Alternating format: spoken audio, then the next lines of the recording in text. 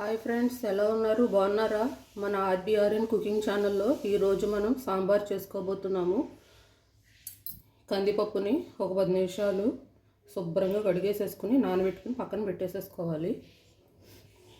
కూరగాయ ముక్కలు, టమాటాలు, ఉల్లిపాయలు, పచ్చిమిర్చి, ములక్కాడలు, బెండకాయలు, దొండకాయ, ముల్లంగి, చిలకడదుంప ముక్కలు, వంకాయలు కడిగేసుకొని ఇలా కొంచెం నీళ్లు పోసి పెట్టుకుందాము, లేదా గార పట్టేస్తాయి కదా. సో ఈ కూరగాయ ముక్కలన్నీ చక్కగా మీడియం సైజులో కట్ చేసి పెట్టుకున్నాము. ఇప్పుడు స్టవ్ ఆన్ చేసి కందిపప్పు మెత్తగా ఉడికేంత వరకు ఉడకబెట్టుకుందాము.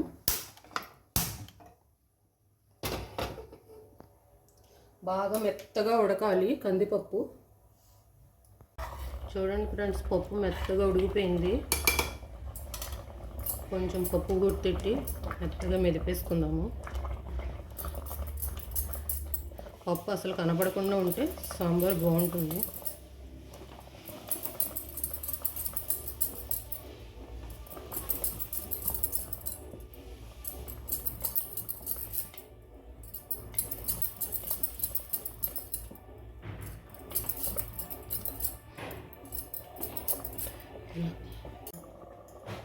ఇప్పుడు ఉల్లిపాయలు, పచ్చిమిరపకాయలు, టమాటాలు, చిలకడ దుంపలు, ఆనపకాయ ముక్కలు, ముల్లంగి, బెండకాయలు, ములక్కాయలు, మొత్తం కూరగాయలు. ఇప్పుడు వంకాయలు,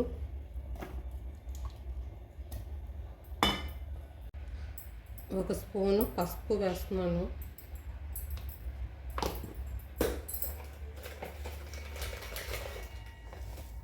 దీనికి సరిపడా ఉప్పు,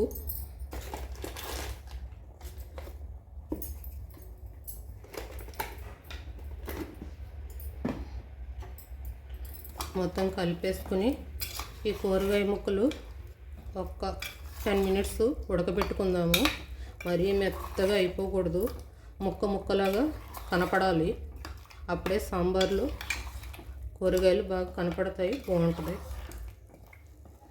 చక్కగా వీటిని ఉడకబెట్టుకుందాం. కూరగాయలు చక్కగా ఉడికిపోయినాయి. ఇప్పుడు చింతపండు పులుసు వేసేసుకుందాము. చింతపండు ఒక 10 మినిట్స్ ముందు శుభ్రంగా కడిగేసుకుని నానబెట్టుకున్నాను. చింతపండు నానబెట్టుకునేటప్పుడు ఒక రౌండ్ కడిగేసుకోండి, ఎందుకంటే వాళ్ళు బయట అమ్మేవాళ్ళు బయట ఆరబెట్టేటప్పుడు ఆ మట్టి గట్ట అన్నీ పడతాయి. ఎక్కడ పడితే అక్కడ ఆరబెడతారు కదా ఎండలో. ఒక రౌండ్ కడిగేసుకుంటే మనకి నీట్గా ఉంటుంది.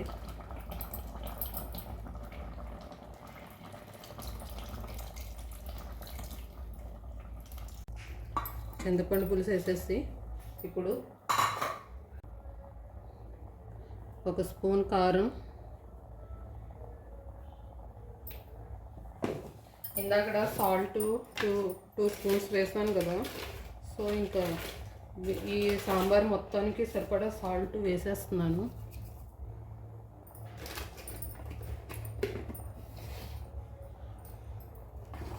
సరిపడా చూసుకుని వేసుకోండి. ఇది బాగా మరగాలి, ఒక 10 మినిట్స్ మరగాలి. సాంబార్ ఎంత బాగా మరిగితే అంత టేస్ట్. కళాయి పెట్టుకుని ఆయిల్ పోసుకున్నాము. ఆయిల్ వేడెక్కింది. వెల్లుల్లిపాయలు, ఆవాలు, జీలకర్ర, మెంతులు, తాలింపు దినుసులు వేసేసాను.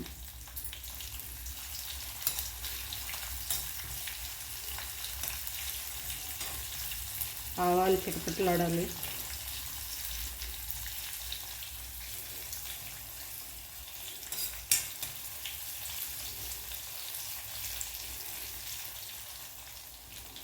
మిరపకాయలు ఒక 2 వేస్తున్నాను. తుంచుకొని వేసేసుకోండి.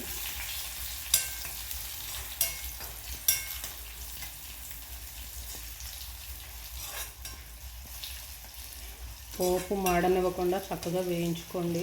పోపు మాడిపోతే టేస్ట్ ఉండదు.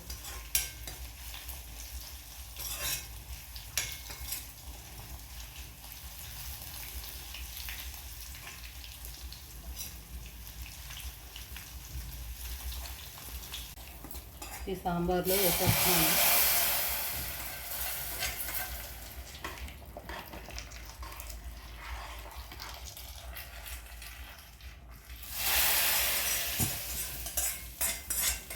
సాంబార్ పౌడర్ వేస్తున్నాను.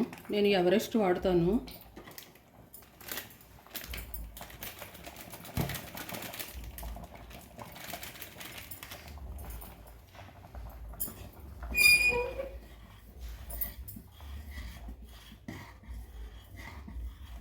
ఒక్క 2 minutes బాయిల్ అయితే మన సాంబార్ వేడి వేడిగా గుమగుమలాడుతూ రెడీ అయిపోతుంది.